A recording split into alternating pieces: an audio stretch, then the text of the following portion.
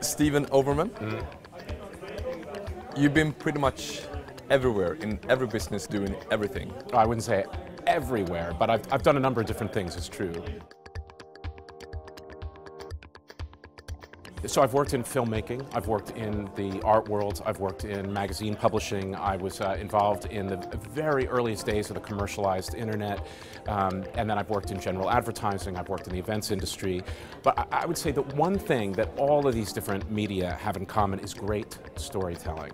And great storytelling is the product of great conversations between real people.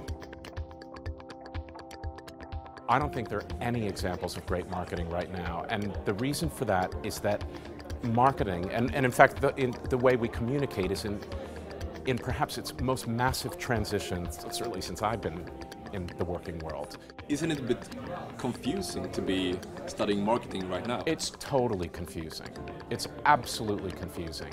And I was interviewed by a magazine in Helsinki a week ago.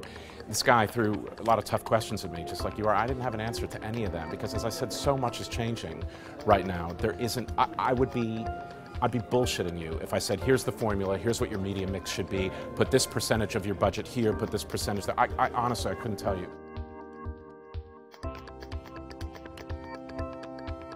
Classic, purely creatively driven, egocentric, Cannes award-winning advertising is dying.